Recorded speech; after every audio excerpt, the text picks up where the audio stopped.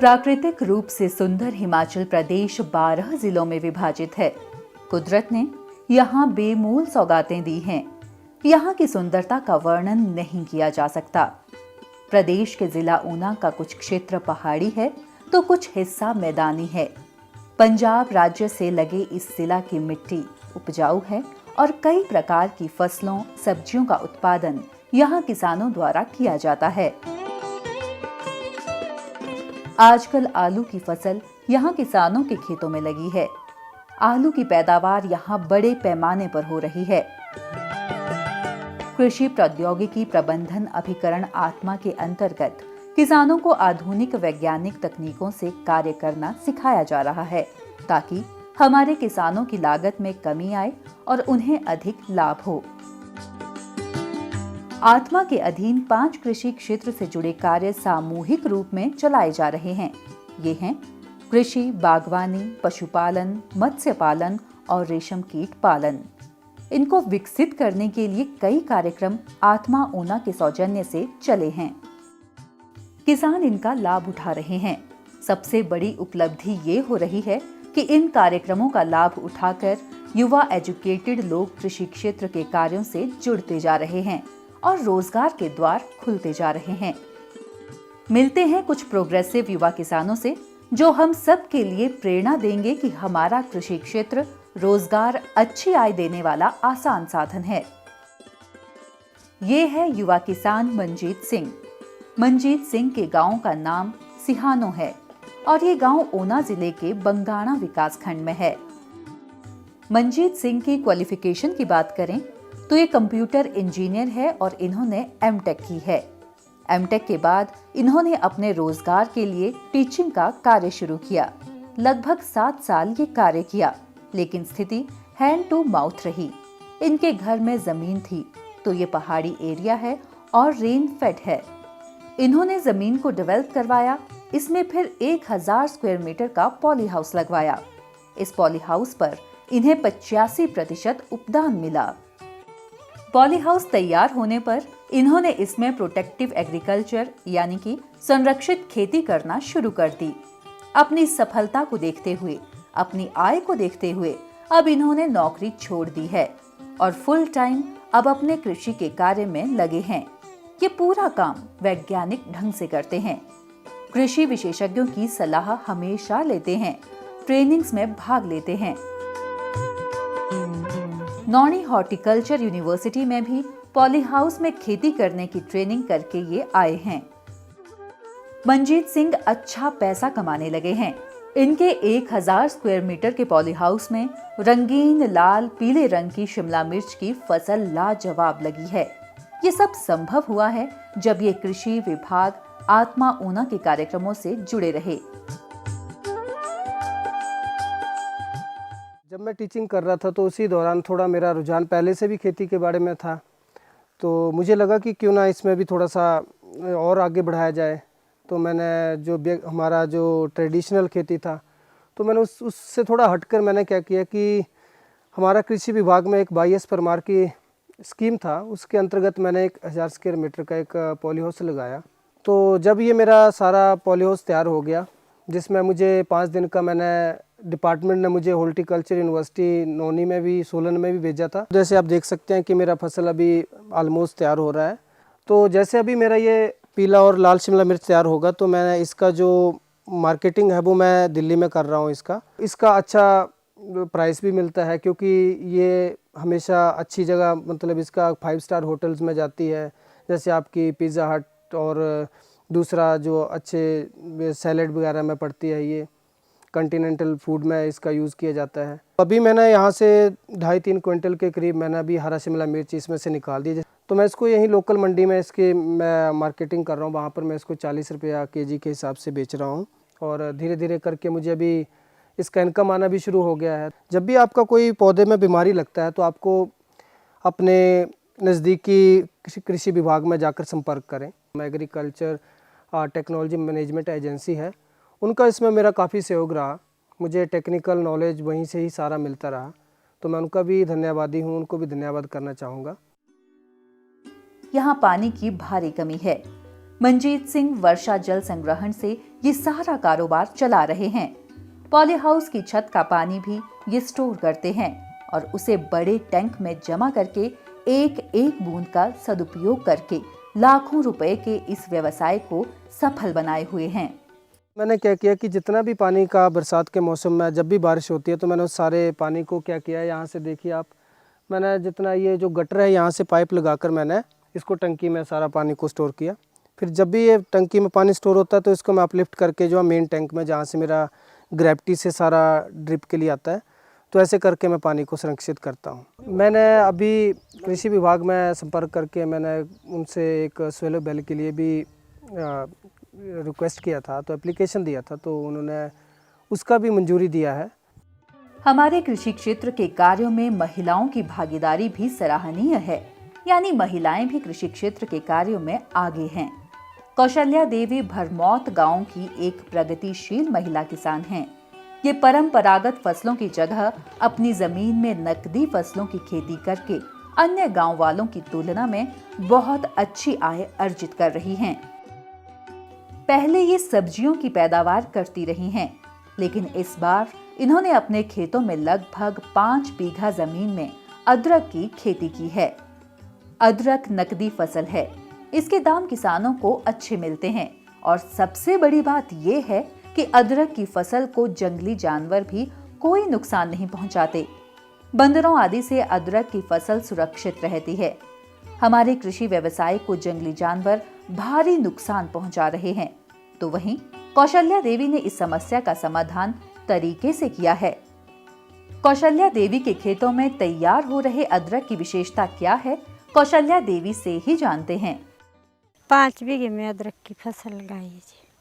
पिछले साल 11 कट्टे हुए थे हमारे, तो 11 के 11 बीज के लिए रखे, 14 कट्टे सिरमौर से लाए थे। जो आत्मा में जो होती ट्रेनिंग वगैरह, तो उसमें भी जाते रहते हैं हम। पटने का टाइम आ गया है तो लास्ट नवंबर में 1 दिसंबर में पट देंगे। कोई खाद नहीं डाली, दवाई नहीं डाली, गौमूत्र की स्प्रे की है, बाकी कुछ नहीं किया इसमें। बिल्कुल ऑर्गेनिक अदरक तैयार किया हमने जी। प्रदीप कुमार गोंदपुर बुलाहा गांव के पढ़े लिखे किसान हैं। प्रदीप कुमार और इनकी धर्मपत्नी दोनों पोस्ट ग्रेजुएट हैं। प्रदीप कुमार ने प्राइवेट सेक्टर में नौकरी करने से अपनी रोजी रोटी की शुरुआत की। 5 साल तक प्राइवेट नौकरी में रहे, लेकिन कुछ भी हाथ न लगा। आर्थिक तौर पर बेहद तंगी में रहकर गुजारा किया। बाद में लाइफ में बदलाव कैसे आया, सुनते हैं। हर युवा की तरह मेरे मन में भी एक ख्याल आता कि मैं अपनी लाइफ में आगे बढ़ूं। मैंने एमए इंग्लिश किया हिमाचल प्रदेश यूनिवर्सिटी शिमला से। एमबीए फाइनेंस मैंने लवली प्रोफेशनल यूनिवर्सिटी जलंधर से किया। एमबीए एचआर में मैंने लवली प्रोफेशनल यूनिवर्सिटी से ही किया। मैंने लगभग मेरे 5-6 साल का पढ़ाने का कार्यालय था। उसके बाद भी फाइनेंशियल साइड से मेरे पास एक ही प्रश्न पैदा होता था कि मेरी पॉकेट में क्या आया, क्योंकि मैं अपने घर के खर्च अपने पॉकेट का, क्योंकि जब घर वाले मांगते हैं कि ज़रूरतें पूरी नहीं होती है, तो वो सैलरी से मेरा पूरा नहीं हो रहा था। 8-10 हज़ार मिलता था। मैंने क्या किया, जहाँ से निकल के मैं अपने जंगल की तरफ चला गया। खेत बहुत कम थे, क्या आलोचना झेलनी पड़ी, ये पढ़ लिखा हुआ मूर्ख है, ये घूम रहा है, ये देखो जंगल में जा रहा है। मुझे बहुत कुछ सुनने को मिला। मैं जो अपनी मेहनत करने लग गया, वहाँ पे जाके अपनी दाल उगानी शुरू कर दी। और इस बारी मैं एक बात कहूँगा कि मैं सबसे पहले मैं जहाँ पे निराश होकर बैठ गया था, बहुत ज़्यादा परेशान हो गया था मैं खेती शुरू करने के बाद। लोगों की आलोचना का सामना, घर की फाइनेंशियल साइड का परेशान हो चुका था। फिर मुझे हमारे एईओ साहब है हमारे लेखराज शर्मा जी, उसके बाद हमारे प्रोजेक्ट डायरेक्टर आत्मा के हैं, और भी डिपार्टमेंट के जितने भी हैं, हमारे बग्गा जी है, या मैं तो कहूँगा कि हर एक डिपार्टमेंट ने जितने भी कर्मचारी हैं, उन्होंने इतना साथ दिया कि मुझे इतना मोटिवेट किया कि मैं तो इस फसल को ना उगाने, पेठा मैंने उगाया, खीरा उगाया, उसके बाद कद्दू उगाया, दाल उगाया। कि पढ़ने का ये मतलब नहीं कि आप जॉब करो, कि आप पढ़ने का मतलब कि आपको जॉब मिले, मैं वहाँ पे सेट हो जाऊँ, वहाँ पे सेट। अरे नौकर मत बनिए, अपना जो बुजुर्गों का काम है उसको अच्छे ढंग से कीजिए। मैं एक बात कहूँगा, यही काम नहीं, आप कोई भी काम को अच्छे ढंग से करते हो तो वो काम आपका बिल्कुल सही हो जाता है। मैं करोड़पति नहीं बना, मैं शंखपति नहीं बना, लखपति नहीं बना, पर हाँ मेरे जो बेसिक खर्चे हैं वो मेरे बहुत ज़रूर पूरे हो गए। बहुत बहुत धन्यवाद। प्रदीप कुमार के खेतों में आजकल पेठा की फसल निकल रही है। ये कृषि व्यवसाय को अपनाए हैं, खेतों से जुड़ गए हैं। यहाँ सुकून है, पैसा है, रोजगार है। प्रदीप कुमार कई सब्जियों, दालों आदि की खेती करता है। विविध शर्मा ऊना जिला के बडेढ़ा गांव के रहने वाले हैं। MBA तक पढ़ाई करने के बाद इन्होंने घर से बाहर नौकरी की। सब कुछ ठीक नहीं था। दिन रात काम का दबाव, घर से दूर, आय भी कोई खास नहीं। सोच विचार करके अपनी जमीन को रोजगार के लिए चुना। ऊना जिला की जमीन, मिट्टी उपजाऊ है। विविध शर्मा ने अपना एग्रीकल्चर फार्म स्थापित करने की सोची। कृषि विभाग, आत्मा ऊना, बागवानी विभाग से जुड़कर ये सारा काम सफल होता चला गया। विविध शर्मा ने एक बेहतरीन फार्म हाउस मैनेज किया है। इन्होंने बाहर खेतों में आलू की फसल लगाई है। ये मेरी लैंड खाली पड़ी थी तो इसमें मैंने आलू लगाया अभी, और ऊना का आलू बड़ा एडवांस निकलता है तो इसमें भी मैं अच्छी पैदावार करके अच्छी इनकम जनरेट कर पाऊंगा। विविध समय समय पर विशेषज्ञों की सेवाओं का लाभ उठाते रहते हैं। इनकी कामयाबी की यही वजह है। क्रॉप प्रबंधन भी ये ठीक से करते हैं। विविध शर्मा ने एक नेट हाउस लगवाया है। यहाँ ये लिलियम के फूलों की बिजाई कर रहे हैं। लिलियम की बिजाई ये पॉली बैग्स में कर रहे हैं। इस तरीके से ये एक फसल की जगह 2 फसलें लेने में सफल होंगे। यहाँ पर जो कर रहा हूँ वो मैं लीलियम की क्रॉप कर रहा हूँ। लीलियम में मैंने आत्मा से ट्रेनिंग ली थी, जिसमें हॉर्टिकल्चर डिपार्टमेंट और एग्रीकल्चर डिपार्टमेंट ने मेरे को बड़ा सपोर्ट किया, और इसमें तकरीबन मेरे को जो सब्सिडी अमाउंट मिली थी वो तकरीबन 50% मेरे को मिली थी। अभी मैंने इनको पॉलीथीन बैग्स में लगाया हुआ है। पॉलीथीन बैग में लगाने का एक ही मकसद है कि मैं जो क्रॉप 6 महीने में मैं 1 क्रॉप ले सकता था वो मैं अब 6 महीने में 2 क्रॉप ले पाऊँगा। जैसे ही मेरी ये क्रॉप ख़त्म हो जाएगी, इन बैग्स को मैं बाहर रख दूँगा और नए बैग्स को अंदर ला के उनमें से क्रॉप लूँगा मैं। विविध शर्मा ने 1000 स्क्वायर मीटर का पॉली हाउस भी लगवाया है। इस पॉली हाउस में भी लिलियम के फूलों की खेती चल रही है। लिलियम यहाँ से मार्केट जाना शुरू हो गया है। इस पॉली हाउस में तकरीबन मैंने कोई 40,000 के लगभग जो सीड लगाया लीलियम का, और ये तकरीबन मेरा जो इसमें 10,000 जो लीलियम का बल्ब था वो निकल के फ्लावर में मार्केट में काट के भेज चुका हूँ, और तकरीबन मेरा अभी 30,000 के जो तकरीबन जो बल्ब है वो कुछ मेरा रेडी होना है, और तकरीबन 10-15,000 जो है वो रेडी टू हार्वेस्ट है।